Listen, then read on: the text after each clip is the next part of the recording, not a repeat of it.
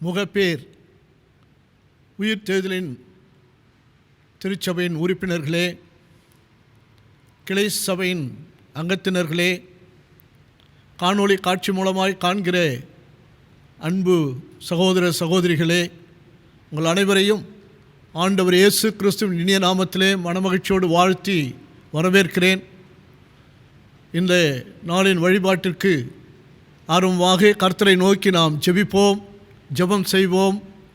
அன்பும் அருளும் நிறைந்த எங்கள் தகப்பனே, உம்மை நன்றியோடு துதிக்கிறோமை, ஸ்தோத்தரிக்கிறோமை, வாழ்த்துகிறோம். சொல்லி முடியாத முது ஈவுகளுக்காக நன்றி செலுத்துகிறோம். இம்மட்டும் நீர் எங்களை சுகத்தோடு பலத்தோடு ஜீவனோடு நடத்தி கண்ணின் மணி போல் பாதுகாத்து வருவதற்காக நன்றி ராஜா. தகப்பனே, இந்த ஆராதனை நீர் ஆசீர்வதிப்பீராக. இந்த வழிபாட்டின் மூலமாக உம்மை துதிக்கவும், உம்மை ஆண்டவரே வழிபடவும், உம்முடைய அருள் வார்த்தைகளை கேட்கவும் நீர் பாராட்டியிருக்கிற நன்மைக்காக நன்றி செலுத்துகிறோம். இந்த காணொளி காட்சி மூலமாய் காணுகிற அத்தனை பேரும் உம்முடைய பிள்ளைகள் மிகுந்த மகிழ்ச்சியை, சமாதானத்தை, சந்தோஷத்தை பெற்றுக்கொள்ள அருள் புரிவீராக. எங்கள் ஆண்டவர் மூலமே கேட்கிறோம், ஜீவனுள்ள பிதாவே, ஆமேன். அன்பிற்குரியவர்களே, நாம் வழிபாட்டிற்கு ஆரம்பமாக கீர்த்தனைகளில் 224வது பாடலை பாடுவோம். கீர்த்தனை 224, தாசரே தாரணியை என்கிற பாடலை நாம் பாடுவோம்.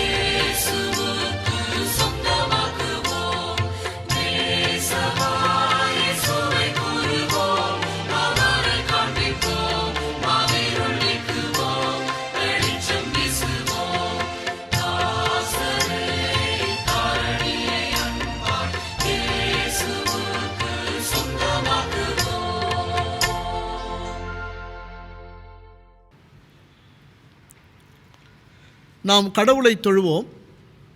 கடவுள் ஆவியாயிருக்கிறார். அவரை தொழுது கொள்கிறவர்கள் ஆவியோடும் உண்மையோடும் அவரை தொழுது கொள்ள வேண்டும். நம்முடைய பிதாவாகிய கடவுளாலும் கர்த்தராகிய இயேசு கிறிஸ்துவினாலும் உங்களுக்கு கிருபையும் சமாதானமும் உண்டாவதாக. இது கர்த்தர் உண்டு பண்ணினால் இதிலே களி கூர்ந்து மகிழ கடவோம்.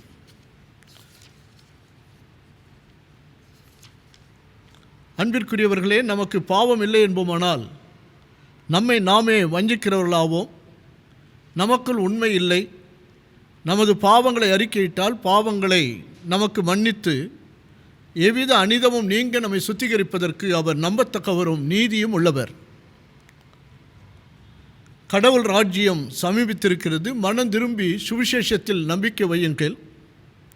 நமது பலவீனங்களுக்காக பரிதவிக்க முடியாத பிரதான ஆசாரியர் நமக்கு இராமல் எல்லா விதத்திலும் நம்மை போல் சோதிக்கப்பட்டும் பாவமில்லாத பிரதான ஆசாரியரே நமக்கு இருக்கிறார். நாம் சற்று நேரம் அமைதியாக்கி நம்மை நாமே ஆராய்ந்து பார்ப்போம்.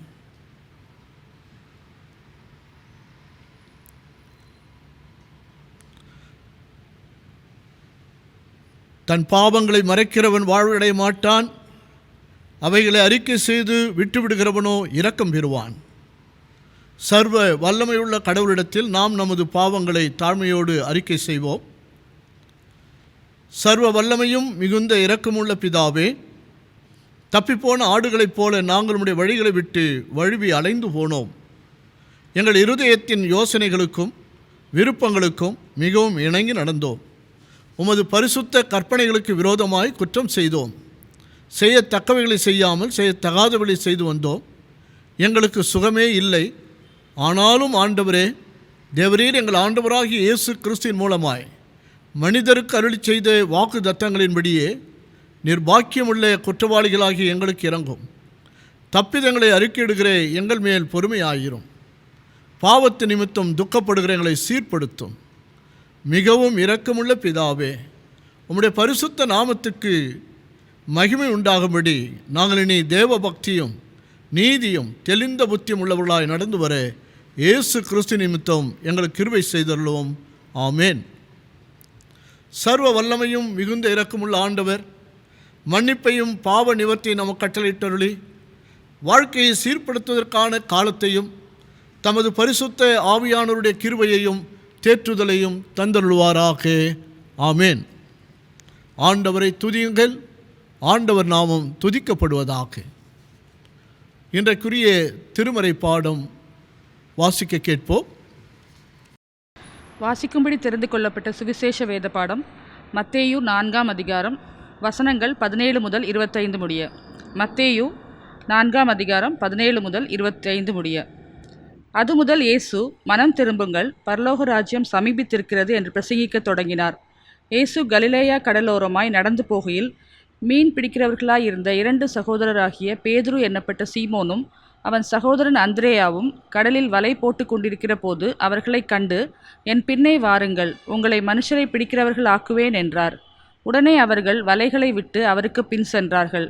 அவர் அவ்விடம் விட்டு போகையில் வேறே 2 சகோதரராகிய செபதேயுவின் மகன் யாக்கோபும் அவன் சகோதரன் யோவானும் தங்கள் தகப்பன் செபதேயுவுடனே படவில் இருந்து தங்கள் வலைகளை பழுது பார்த்து கொண்டிருக்கிற போது அவர்களை கண்டு அவர்களையும் அழைத்தார்.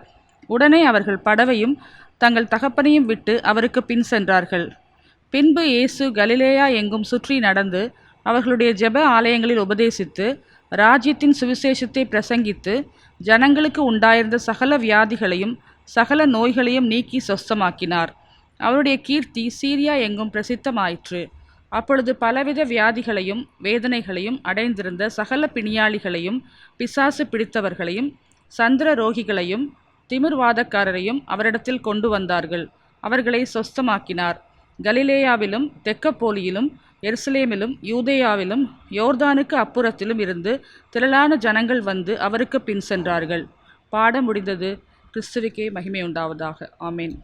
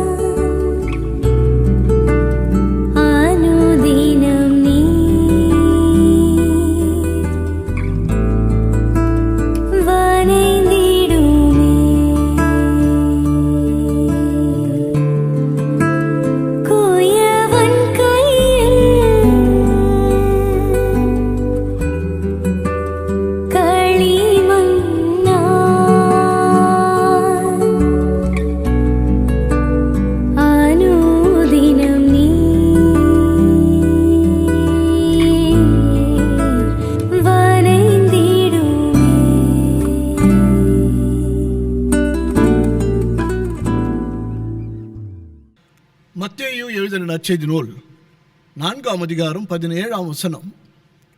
அது முதல் இயேசு மனந்திரும்புகள், பரலோக ராஜ்யம் சமீபித்திருக்கிறது என்று பிரசங்கிக்க தொடங்கினார். From that time on, Jesus began to preach, repent, for the kingdom of heaven is near. ஜெபம் செய்வோம். அன்பு நிறைந்த எங்கள் தகப்பனே, உம்மை நன்றியோடு துதிக்கிறோம். இப்பொழுதும் உம்முடைய அருள் வார்த்தைகளை கேட்கிற பொழுது எங்கள் சிந்தனைகளை ஒருமுகப்படுத்துவீராக. உம்முடைய வார்த்தைகளை நாங்கள் கேட்டு பரலோக மன்னாவை புசித்து அதன்படி நடக்க அருள் புரிவீராக. எங்கள் மீட்பர் மூலமே கேட்கிறோம், ஜீவனுள்ள பிதாவே, ஆமென். அன்பிற்குரியவர்களே, உங்கள் அனைவரையும் ஆண்டவர் இயேசு கிறிஸ்துவின் இனிய நாமத்திலே அன்போடு வாழ்த்துகிறேன். ஆண்டவருடைய அருளும் ஆசியும் உங்களோடும் உங்களுடைய குடும்பத்திலும் என்னாலும் நிலைத்திருப்பதாக. கர்த்தர் உங்களை சகல ஆசீர்வாதங்களினாலும் நன்மையினாலும் கிருபையினாலும் நிரப்புவாராக.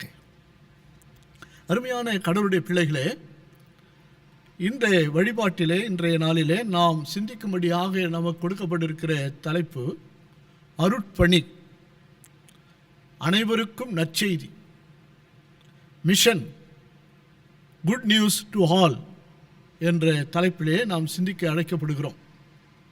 அருட்பணி, மிஷன் என்று சொல்லுகின்ற வேளையிலே நாம் பல நேரங்களில் இதை தவறாக புரிந்து கொள்கிறோம். மிஷன் என்று சொன்னால் நற்செய்தியை மட்டும் அறிவிப்பது என்று நினைக்கிறோம். அல்ல, நாட் ஒன்லி இவாஞ்சலிசம். மிஷன் என்பது என்னவென்று சொன்னால், இதிலே உடல், மனம், ஆன்மா சார்ந்த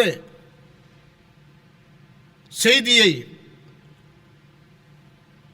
பணியை செய்வதுதான் மிஷன்.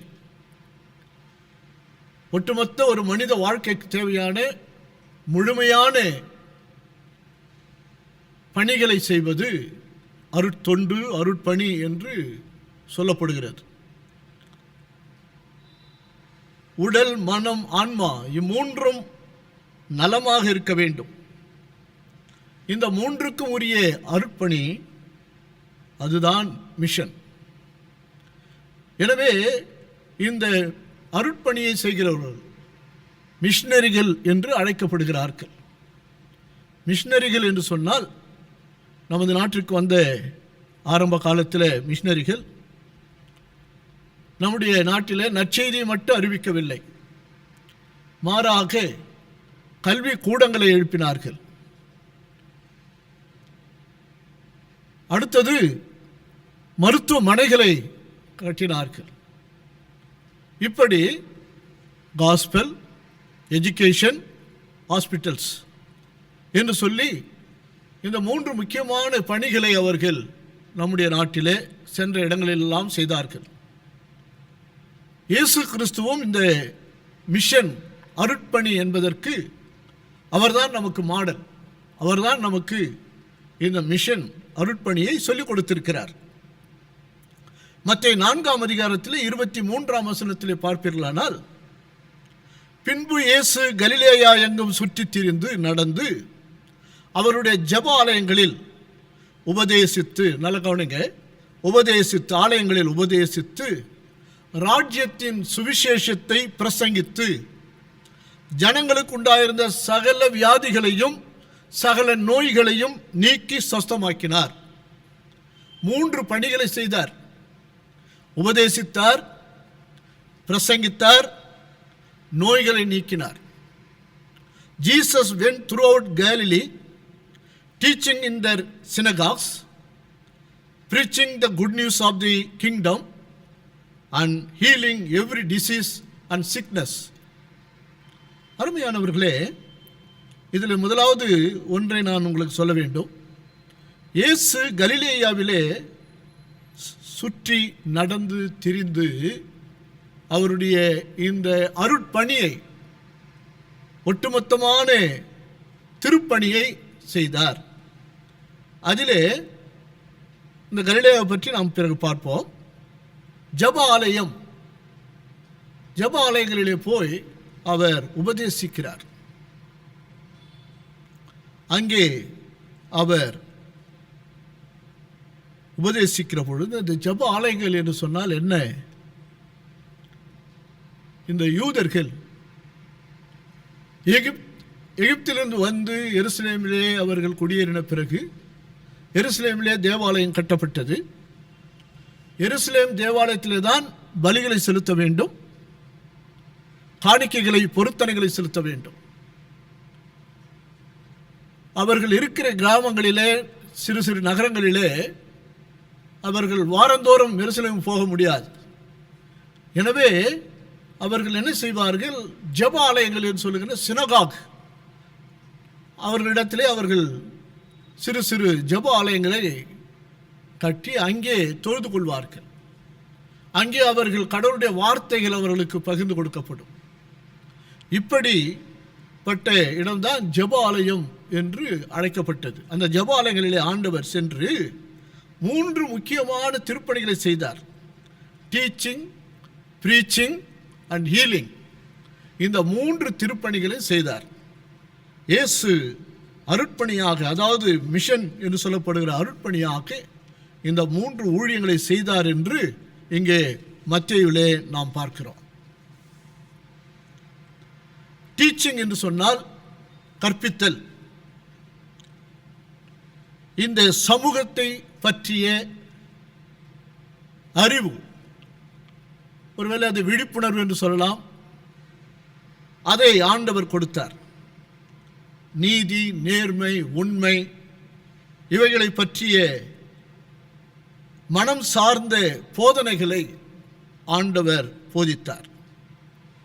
அருட்பணியினுடைய ஒரு பகுதி டீச்சிங். வாழ்க்கை நெறிமுறைகள், எப்படி வாழ வேண்டும் என்பதற்கான நெறிமுறைகள் அங்கே கொடுக்கப்பட்டது. அதற்கு உதாரணமாக இந்த போதனை அவர்களுக்கு அறிவை புகட்டுகின்ற ஒரு காரியம் என்று சொன்னால், மத்தேயு 5ஆம் அதிகாரத்திலே 38ஆம் வசனத்திலே ஆண்டவர் சொல்லுகிறார், கண்ணுக்கு கண் பல்லுக்கு பல் என்று கேள்விப்பட்டிருக்கிறீர்களே. அதாவது மோசே காலத்தில் ஆரம்பத்தில் இஸ்ரவேல் மக்கள் ஒருவனுடைய கண்ணை அடித்து கண் பார்வை இல்லாமல் செய்துவிட்டால் உடனே அவனை பிடித்து கொன்று போடுவார்கள்.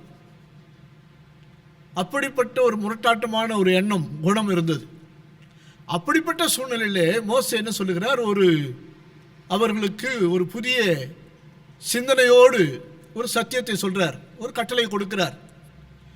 அவன் உன்னுடைய கண்ணை தானே அடித்து அல்லது உன்னுடைய பல்லை உடைத்து விட்டான், நீ அவனுடைய கண்ணுக்கோ பல்லுக்கோ பதிலாக அவனுடைய உயிரை எடுக்காதே, அவனை கொன்று போடாதே, மாறாக வேண்டுமானால் நீ உன்னுடைய பழி வாங்க வேண்டும் என்ற எண்ணம் இருக்கிறதுனால ஒரு உயிரை கொல்லாமல் அந்த கண்ணை வேண்டுமானால் நீ எடுத்து விடு, அல்லது பல்லை வேண்டுமானால் உடைத்து விடு.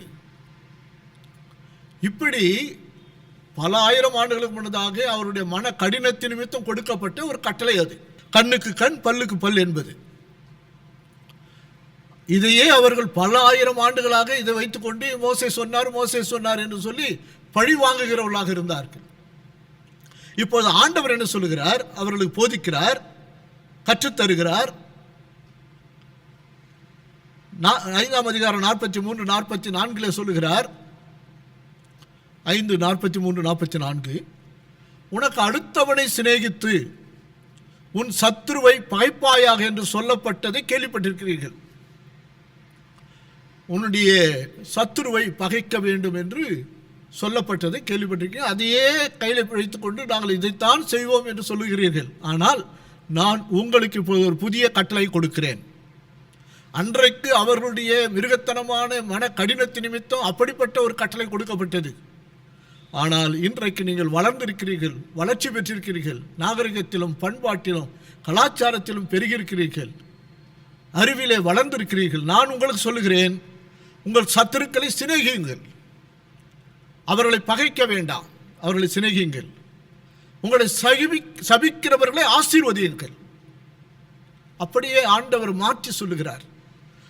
உங்களை பகைக்கிறவர்களுக்கு நன்மை செய்யுங்கள், பழி வாங்குவதை விட்டுவிட்டு நன்மை செய்யுங்கள். கண்ணுக்கு கண் எடுப்பதை விட்டுவிட்டு நீங்கள் இப்பொழுது அவர்களுக்கு நன்மை செய்யுங்கள், அவர்களை நேசிக்குங்கள், அன்பு காட்டுங்கள் என்று சொல்கிறார். இதுதான் இந்த டீச்சிங், அவர்களுக்கு அறிவை புகட்டுவது. அடுத்தது ப்ரீச்சிங். ஆண்டவர் செய்த இந்த அருட்தொண்டினுடைய அடுத்த அம்சம் ப்ரீச்சிங், பிரசங்கம், அருளுரை என்று சொல்கிறோம் அல்லவா. இது சமயம் சார்ந்த ஒரு கல்வி. யூத மக்களுக்கு அன்றைக்கு அவருடைய சமயத்தில் இருக்கிற தவறுகளை சுட்டிக்காட்டி அல்லது கடவுளுடைய ராஜ்யத்தை பற்றி சொல்லி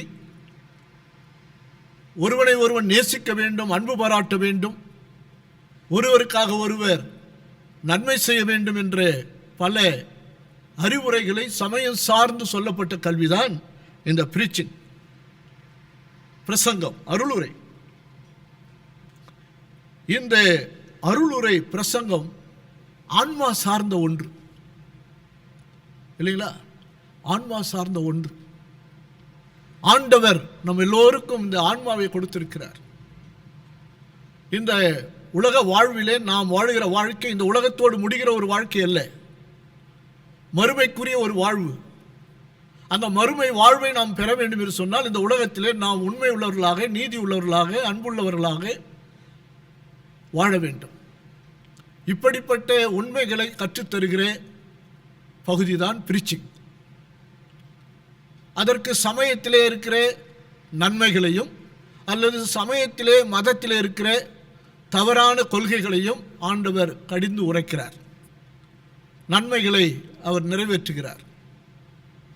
ஓய்வு நாளிலே வேலை செய்யக்கூடாது என்று அங்கே சொல்லப்பட்ட நன்மையான ஒரு கட்டளையை இவர்கள் தவறாக புரிந்து கொண்டார்கள் யூதர்கள். ஆண்டவர் சொல்லுகிறார், ஓய்வு நாளிலே நன்மை செய்வது தவறா? எனவே ஓய்வு நாளிலே அநேகரை குணப்படுத்துகிறார். இது கர்த்தர் உண்டு பண்ணின நாள், ஒவ்வொரு நாளும் கடவுள் உண்டாக்கினது.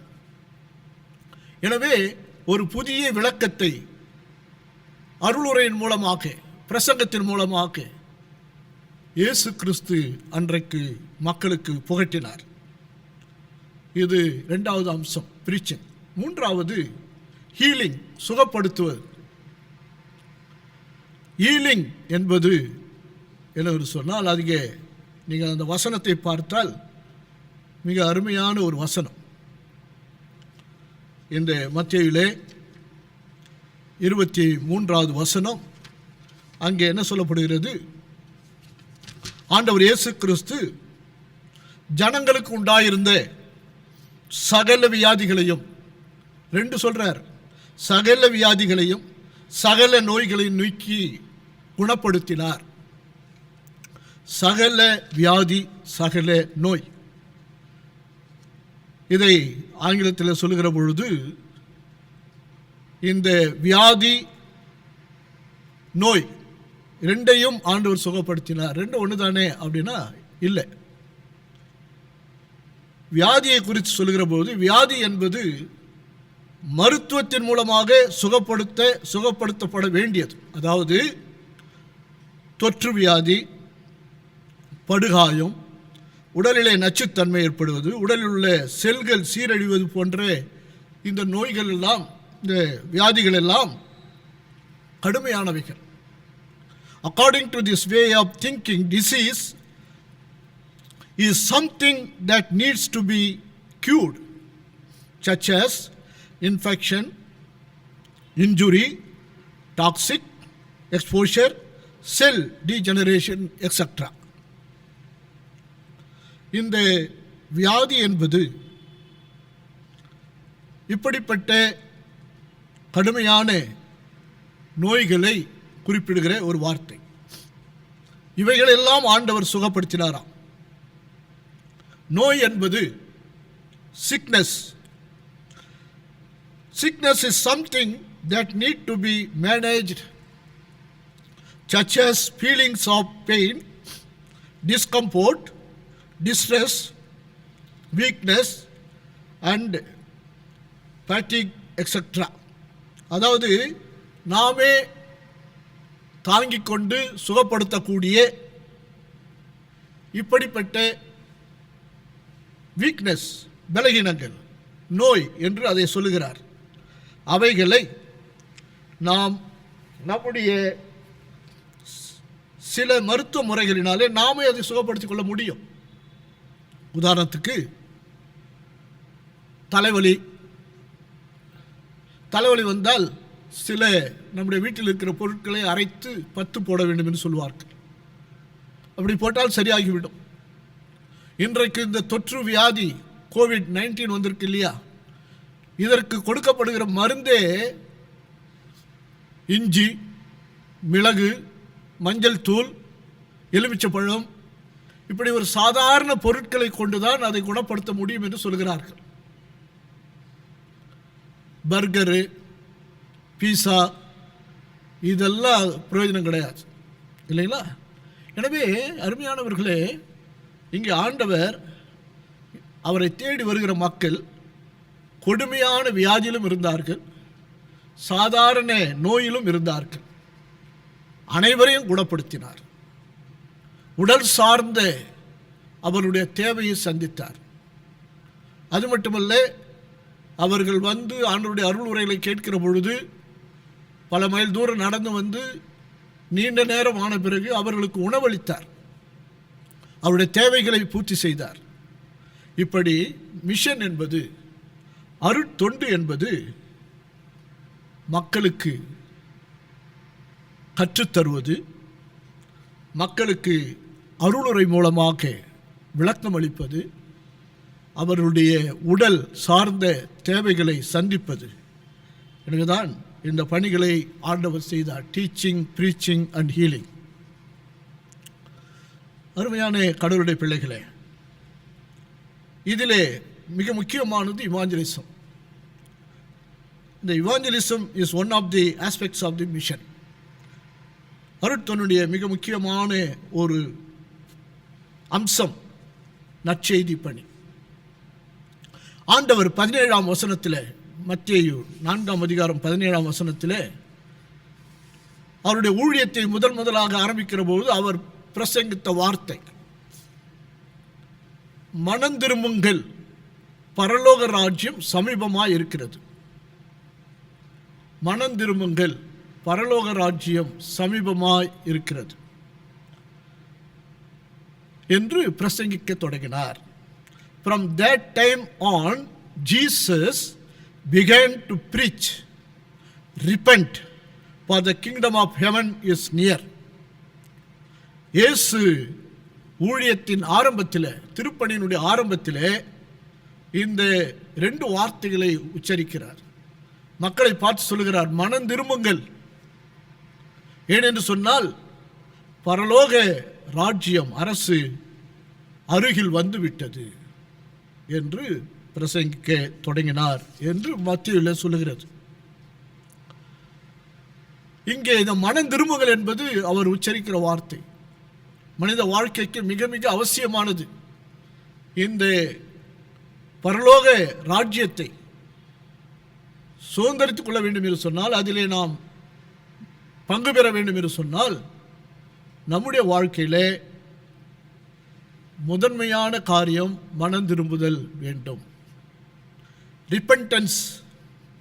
ரிப்பென்ட் என்று சொன்னால் டர்ன் அபவுட், திரும்பி நடப்பது. ஒரு திசையிலே போய் கொண்டிருக்கிறவர் வேறு திசையிலே திரும்பி நடப்பது. அதை இன்னும் சொல்லுகிற பொழுது, turn from our own ways to God's way. நம்முடைய சொந்த வழியிலே நடக்காதபடி கடவுளுடைய வழியிலே திரும்பி நடப்பது. அதுதான் இந்த ரிப்பென்டன்ஸினுடைய அர்த்தம். கடவுளுடைய வழியிலே நடக்க வேண்டும். கடவுளுடைய வழி நாம் சொல்லப்பட்டிருக்கிறது. ஒவ்வொரு நாளும் மனம் திரும்புதல் மனித வாழ்க்கையின் அவசியமாக இருக்கிறது. ஏனென்று சொன்னால், இந்த உலகத்திலே நாம் வாழுகிற வாழ்க்கையிலே அநேக நேரங்களிலே நாம் பாவத்திலே விழுவதற்கும், அநியாயம் செய்வதற்கும், அநீதி செய்வதற்கும் பல சந்தர்ப்பங்கள். எனவே ஒவ்வொரு நாளும் மனம் திரும்ப வேண்டும். உங்கள் மனம் புதிதாகிறதுனாலே நீங்கள் மறுரூபமாங்கள் என்று சொல்லப்படுகிறது. வெளிப்படுத்தின விசேஷம் 2ஆம் அதிகாரம் 5ஆம் வசனத்திலே ஆண்டவர் யோவானுக்கு வெளிப்படுத்துகிற போது சொல்லுகிறார், 7 சபைகளை பற்றி சொல்லுகிறார். ஆசியாவில் இருந்த 7 சபைகளிலே எபேசு சபைக்கு சொல்லுகிறார். என்ன சொல்லுகிறார்? ஆகையால், வெளிப்படுத்தின விசேஷம் 2ஆம் அதிகாரம் 5ஆம் வசனம், ஆகையால் நீ இன்ன நிலைமையிலிருந்து விழுந்தாய் என்பதை நினைத்து மனம் திரும்பி ஆதியில் செய்த கிரியைகளை செய்வாயாக. ரிமெம்பர், அது ஒரு வார்த்தை, முக்கியமான வார்த்தை. Remember the highest from which you have fallen. Repent and do the things you did at first. இதிலே 3 வார்த்தைகள் சொல்லப்படுகிறது. Remember, repent. 7ஆம் வசனத்திலே, to him who overcomes I will give the right to eat from the tree of life. தன் பாவத்திலிருந்து மேற்கொண்டு வருபவனுக்கு, மனம் திரும்பி வருபவனுக்கு கடவுள் என்ன செய்கிறாராம்? அவருடைய பரதேசின் மத்தியில் இருக்கிற மரத்தின் கனியை புசிக்க கொடுப்பாராம், உண்ண கொடுப்பார். இங்கே ஒரு ரிவார்டு, 3 காரியங்கள் இங்கே சொல்லப்படுது.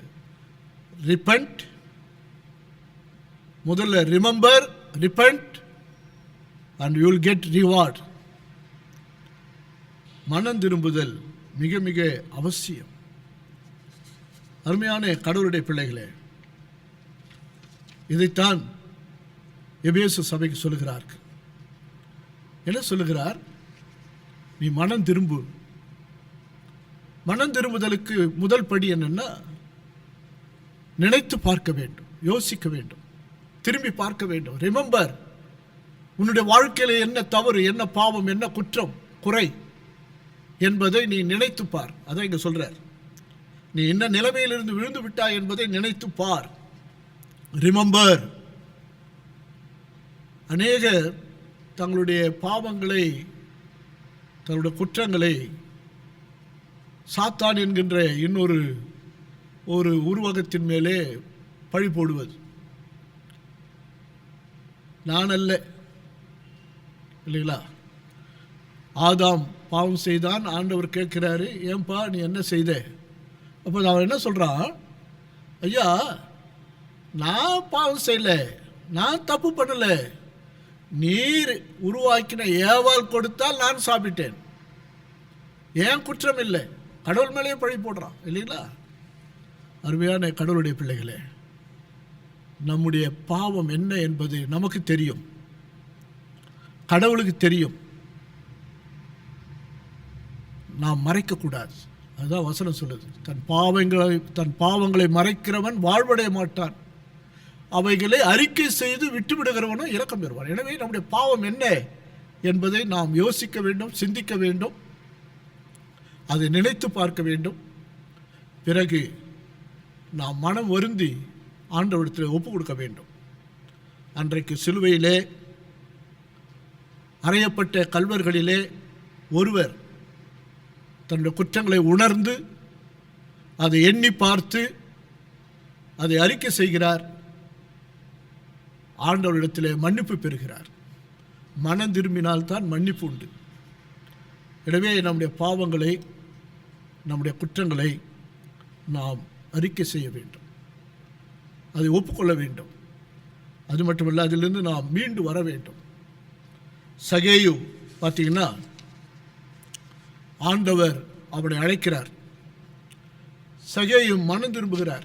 ஆண்டவர் அவருடைய வீட்டுக்கு வருகிறேன் என்று சொன்ன உடனே சகேயு என்ன சொல்லுகிறார்? ஆண்டவரே, நான் அநியாயமாக யாரிடத்திலாவது வாங்கியிருந்தால், பிறர் பொருளை, நான் பணத்தை வாங்கியிருந்தால் அதை நான் பல மடங்கு திருப்பி கொடுக்கிறேன்.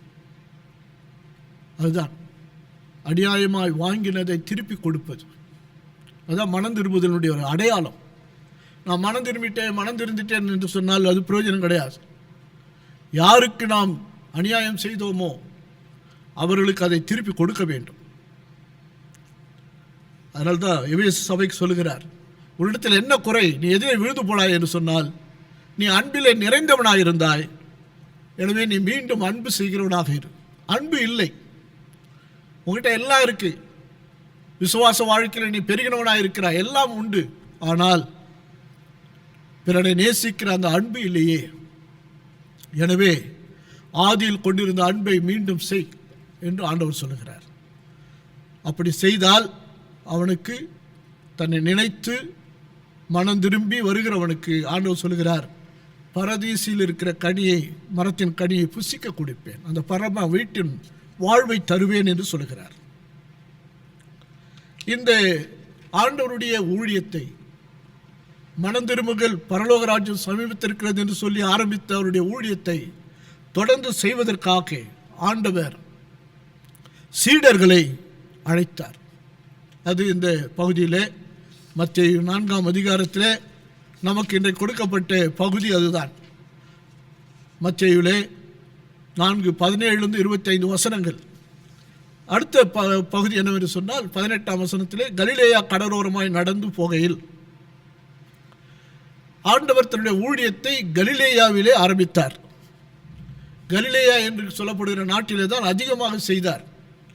கலிலேயா என்று சொன்னால் 3 நாடுகள் பாலஸ்தீன தேசத்திலே பிரிந்திருந்தது. பாலஸ்தீன தேசத்தினுடைய படத்தை நீங்கள் மேப்பில் பாருங்கள், பைபிளுக்கு பின்னாடி. கீழே யூதேயா இருக்கும், நடுவிலே சமாரியா இருக்கும், அதற்கு மேலே கலிலேயா இருக்கும். இந்த கலிலேயா மக்கள் யூதர்களாலே கேவலமாக மதிக்கப்பட்ட மக்கள்.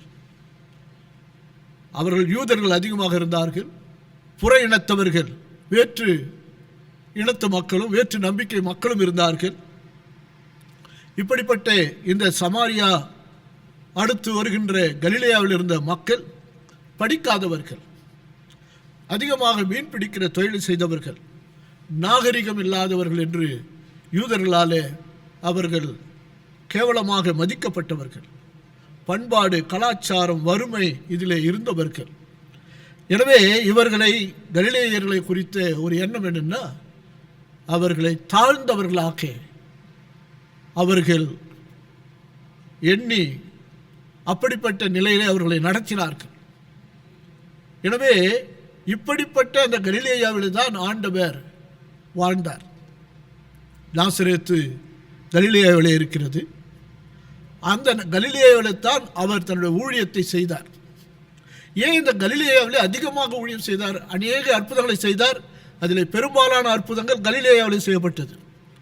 அநேக ஊமைகளை சொன்னார். அநேக ஊமைகளிலே பெரும்பான்மையான ஊமைகள் கலிலேயாவில் சொன்னார். அவர் உயிர்த்தெழுந்த பிறகு சீடர்களை கலிலேயாவுக்கு வாருங்கள், அங்கே நான் உனக்கு காட்சி அளிப்பேன் என்று சொன்னார். இப்படி அவருடைய ஊழியம் பெரும்பகுதியாக கலிலேயாவில் நடைபெற்றது. அப்படி நடைபெற்றது காரணம் என்ன? ஏன் இந்த கலிலேயாவை ஆண்டவர் அதிகமாய் நேசித்தார் என்று சொன்னால், ஏசாயா தீர்க்கதரிசி 9ஆம் அதிகாரத்தில் 1ஆம் வசனம் சொல்லப்படுகிறது. நல்லா கவனிங்க. ஏசாயா 9:1. ஆகிலும் அவர் செபுலோன் நாட்டையும் நப்தலி நாட்டையும் இடுக்கமாய் ஈனப்படுத்தின முந்தின காலத்தில் இருந்தது போல அது இருண்டிருப்பதில்லை. ஏனென்றால் அவர் கடற்கரை அருகிலும் யோர்தான் நதியோரத்திலும் உள்ள பிற இனத்தார் வாழும் கலிலேயாவாகிய அந்த தேசத்தை மகிமைப்படுத்துவார். கலிலேயா இயேசு கிறிஸ்துவுக்கு பிறப்புக்கு 800 ஆண்டுகளுக்கு முன்னதாக ஏசாயா அதை சொல்லுகிறார். அப்பொழுதே இந்த கலிலேயா மக்களை யூதர்கள் மிக கேவலமாக மதித்தார்கள், நடத்தினார்கள், இழிவாக நடத்தினார்கள். அப்படிப்பட்ட இந்த கலிலேயாவை மக்களை கடவுள் என்ன சொல்றார்? ஏசாயாவின் மூலமாக மேசியா வருகிற நாளிலே இந்த கலிலேயாவை மகிமைப்படுத்துவார், கலிலேய மக்களை மகிமைப்படுத்துவார். எனவே அவருடைய ஊழியத்தின் பெரும் பகுதி கலிலேயாவிலே நடைபெற்றது. அங்கே இருந்த மக்களிலே தான் மீன் பிடிக்கிறவர்களை ஆண்டவர் இயேசு கிறிஸ்து தன்னுடைய ஊழியத்திற்காக அழைத்தார். இந்த கல்லியர் என்று சொன்னால் ஆண்டவரை குறித்து கூட சொல்லுகிற பொழுது மத்தேயு 26ஆம் அதிகாரம் 69ஆம் வசனத்திலே ஆண்டவரை பிடித்து கொண்டு போகிறார்கள் சிலுவையில் அறைவதற்காக. பேதுரு ஒளிந்து செல்லுகிறார். அப்பொழுது அங்கே இருந்த ஒரு இடத்திலே அவர் ஒளிந்து கொண்டிருக்கிற பொழுது அவரோடு இருந்த வேலைக்காரி ஒருத்தி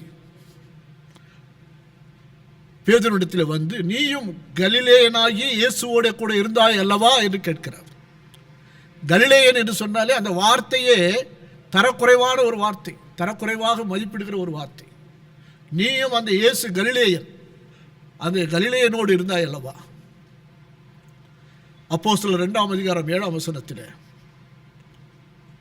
சீடர்கள், அப்போஸ்தலர்கள் உலகத்தில் இருக்கிற எல்லா மொழிகளையும் பேசுகிறார்கள்.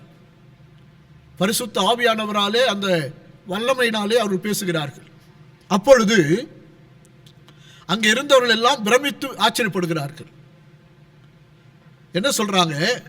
எல்லாரும் பிரமித்து ஆச்சரியப்பட்டு ஒருவரை ஒருவர் பார்த்து, மற்ற மக்கள் எல்லாம், உலகத்தின் பல பகுதியிலிருந்து வந்த மக்கள் எல்லாம் சொல்றாங்க, இதோ பேசுகிற இவர்கள், இந்த அப்போஸ்தலர்கள், சீடர்கள் எல்லாரும் கலிலேயர்கள் அல்லவா, சாதாரண மக்கள் அல்லவா, படிப்பறிவு இல்லாதவர்கள் அல்லவா, கலாச்சாரம் பண்பாடு இல்லாதவர்கள் அல்லவா, தாழ்த்தப்பட்டவர்கள் அல்லவா, இவர்கள் எப்படி நம்முடைய தாய்மொழியில பேசுகிறார்கள்? ஒருவன் ஆங்கிலம் பேசுகிறான், ஒருவன் ஜெர்மனி பேசுகிறான், ஒருவன் இத்தாலி மொழியில பேசுகிறான் என்று சொல்லி அவர்கள் பிரமித்து போகிறார்கள். சாதாரண படிப்பறிவில்லாத ஏழை மக்களை, இந்த மீனவர்களை ஆண்டவர் தன்னுடைய ஊழியத்திற்காக அழைத்தார்.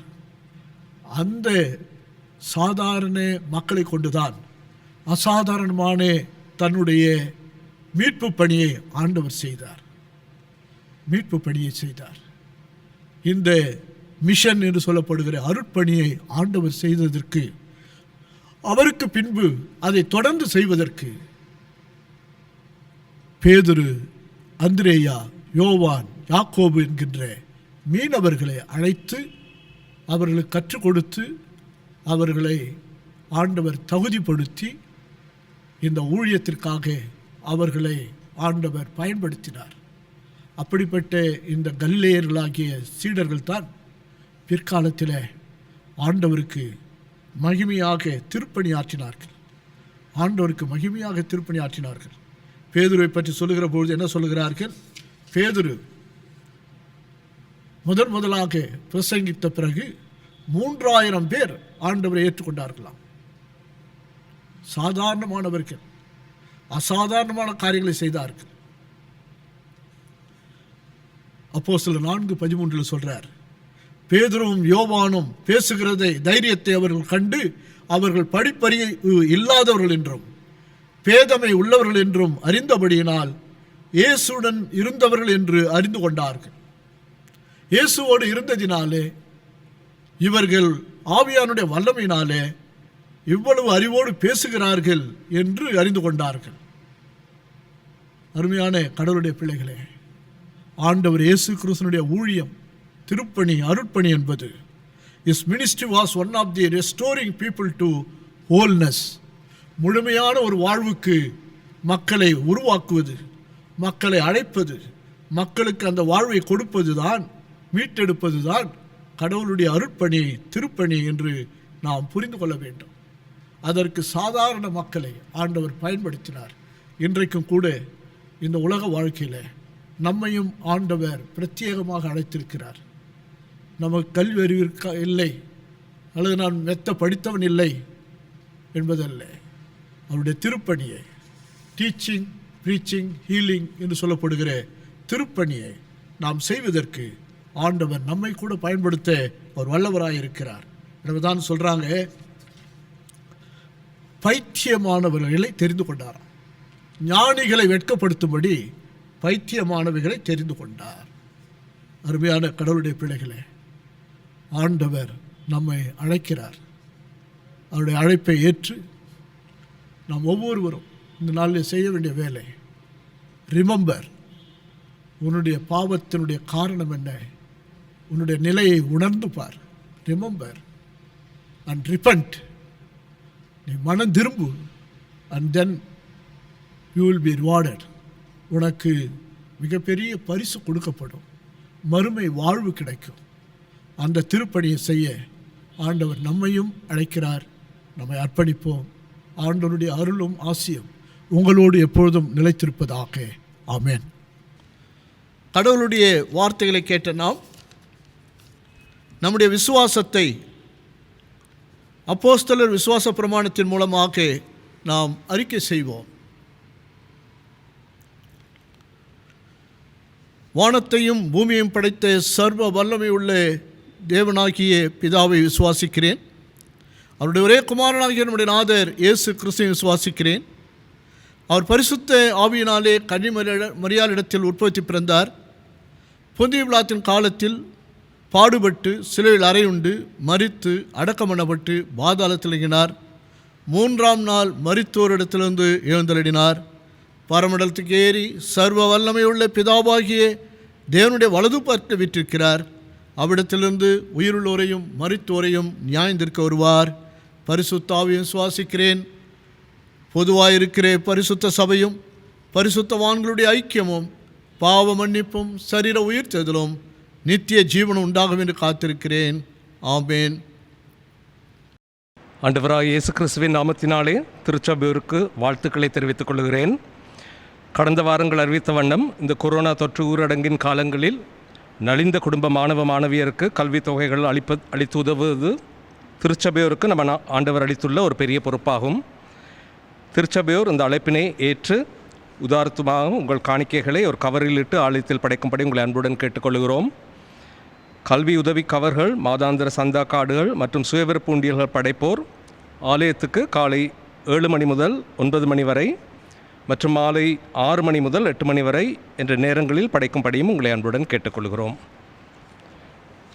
இந்த வாரங்களில் பிறந்த நாட்கள் மற்றும் திருமண நினைவு நாட்களை காணும் நம் திருச்சபையின் அங்கத்தினர்கள் பிறந்த நாட்கள் 13/7/2020 மாஸ்டர் ஷைன் ஜோயல், 14/7 அன்று Mister Daniel Subitharaj, Miss M Jeyasandhya, Mister DJ Suresh, 15/7 அன்று Mrs SG Georgeline, Mister P Augustine, Mrs Sunitha Josephine, Miss S Beulah, Mrs Dorothy D Cruz, Miss JS Charu Varshini, Mister M Dhanraj, 16/7 அன்று Mister N Jeyaraj, Miss A Ann Mishra, Miss Jenitta Pauline Rachel, 17/7 அன்று Mrs S Jacqueline, Miss N Jebashaila, Mister E Philip Sarankumar, Mister Y Rubin Chandra Jesudas. 18/7 அன்று பிறந்த நாட்கள் கொண்டாடுவோர் Mrs Jessie Devadas and master Aidan A Frick. திருமண நினைவு நாட்களை கொண்டாடும் நம் திருச்சபை அங்கத்தினர்கள் 13/7 அன்று Mister P Augustine and Mrs A Jeyarani, 15/7 அன்று Mister Robin Vijayadas and Mrs Primrose Prema. பிறந்த நாட்கள் மற்றும் திருமண நினைவு நாட்கள் காண்போரை திருச்சபையின் சார்பில் நாங்கள் வாழ்த்துகிறோம். ஆயிரவர்கள் இவர்களுக்காக விசேடமாக ஜெபிப்பார்கள். பிறந்த நாளையும் திருமண நாளையும் காணுகிற அன்பர்களுக்காக கர்த்தரை நோக்கி ஜெபிப்போம். அவர்களை திருச்சபையாக வாழ்த்துவதிலே மகிழ்ச்சி அடைகிறேன். அன்பு நிறைந்த எங்கள் தகப்பனே, உம்மை நன்றியோடு துதிக்கிறப்பா, உம்மை ஸ்தோத்தரிக்கிறோம். பிறந்த நாளை காணுகிற உமது பிள்ளைகள் ஒவ்வொருவரையும் நீர் ஆசீர்வதிப்பீராக.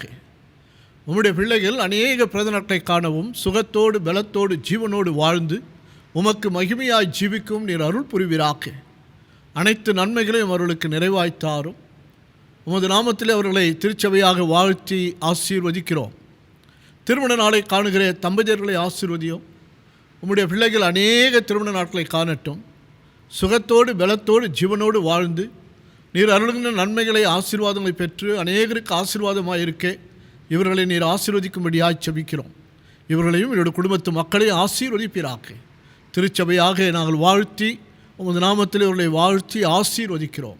எங்கள் ஆண்டவர் மூலமே கேட்கிறோம், ஜீவனுள்ள பிதாவே, ஆமேன். அருமையானவர்களே, நமது திருச்சபையிலும் கிராம சபைகளிலும் கிளை சபைகளிலும் இருக்கிற நலிந்தோருடைய பிள்ளைகளுடைய கல்வி உதவிக்காக கடந்த சில வாரங்களாக உங்களிடத்திலே கேட்டபொழுது நீங்கள் உதாரத்துவமாய் கொடுத்து வருகிறீர்கள். இன்னும் கொடுக்க விரும்புகிறவர்கள் தேவைகள் அதிகமாக இருப்பதினாலே உற்சாகமாக கொடுக்கும்படி உங்களை அன்போடு கேட்டுக்கொள்கிறேன்.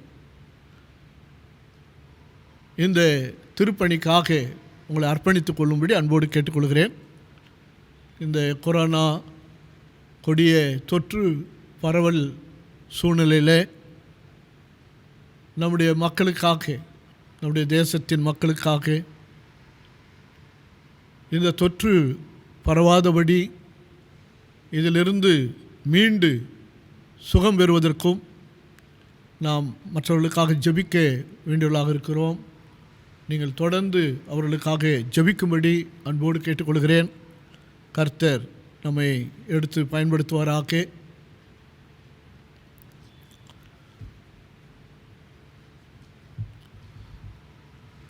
ஜெபம் செய்வோம்.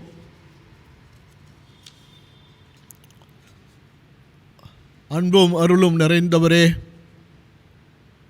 எங்கள் மேல் இரக்கமும் கிருபையும் நிறைந்த எங்கள் தகப்பனே, உம்மை நன்றியோடு துதிக்கிறப்பா, உம்மை ஸ்தோத்திரிக்கிற ராஜா. அளவற்ற உமது நன்மைகளுக்காக கொடான கொடி ஸ்தோத்திரம் தகப்பனே. இந்த திருச்சபை மக்களை நீர் ஆசீர்வதிப்பீராக. இந்த காணொளி காட்சி மூலமாய் கண்டு கொண்டிருக்கிற அத்தனை பேரையும் நீர் ஆசீர்வதிப்பீராக.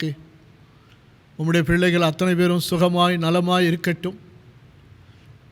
உம்முடைய பிள்ளைகளுடைய தேவைகள், விருப்பங்கள், எண்ணங்கள் எல்லாவற்றையும் அதின் காலத்திலே நீர் நிறைவேற்றி தரும்படியாய் ஜெபிக்கிறோம். ஆண்டவரே, இந்த கொடிய தொற்று வியாதியினாலே பயந்து நடுங்கிக் கொண்டிருக்கிற இந்த உலகத்தை, எங்கள் மக்களை நீர் காப்பாற்றும்படியாய் நாங்கள் ஜெபிக்கிறோம். ஆண்டவர் தாமே இந்த தொற்று பரவாதபடி தடுத்து நிறுத்தும்படியாய் மன்றாடுகிறோம் ராஜா. உம்மால் மட்டுமே இதை செய்ய முடியும் என்பதை நாங்கள் விசுவாசிக்கிறோம். கர்த்தர் பெரிய காரியங்களை செய்ய வல்லவர். அனைத்தும் உம்முடைய கட்டுப்பாட்டுக்குள், உம்முடைய அதிகாரத்திற்கு உட்பட்டது சுவாமி. அன்று புயலை அடக்கி இறையாதே அமைதியாய் இரு என்று சொன்னவரே, நீர் சொல்ல ஆகும், நீர் கட்டளையிட நிற்கும் என்பதை நாங்கள் நம்பி விசுவாசித்து இடத்தில் மன்றாடுகிறோம். இந்த தொற்று வியாதி எங்களை விட்டு நீங்கும்படியாக முற்றிலுமாக நீர் ஆண்டவரே தடுக்கும்படியாய் ஜெபிக்கிறோம். இதை தடுப்பதற்கான மருந்துகளை கண்டுபிடிக்க உதவி செய்யும் சுவாமி. ஆண்டவரே, விசேஷமாய் இந்த தொற்று வியாதியை எதிர்த்து போராடி கொண்டிருக்கிற மருத்துவர்களுக்காக, செவிலியர்களுக்காக, மருத்துவ பணியாளர்களுக்காக, அரசு பணியாளர்கள், ஆட்சியாளர்கள், தூய்மை பணியாளர்கள், காவல்துறையினர், இராணுவத்தினர் அனைவருக்காக நாங்கள் விசேஷமாக ஜெபிக்கிறோம். அனைவரையும் நீர் பாதுகாப்பீராக, பராமரிப்பீராக. உம்முடைய வல்லமையான கரத்தில் அவர்களை தாங்கும்படியாய் நாங்கள் ஜெபிக்கிறோம். தொற்று வியாதினாலே பாதிக்கப்பட்டிருக்கிற மக்களை நீர் சுகப்படுத்தி பலப்படுத்தி உம்முடைய பலத்தினாலே அவர்களை இடைக்கட்டும்படியாய் நாங்கள் ஜெபிக்கிறோம். ஆண்டவரே, இது பரவாதபடி அநேகரை நீர் காப்பாற்றும்படியாய் ஜெபிக்கிறோம்.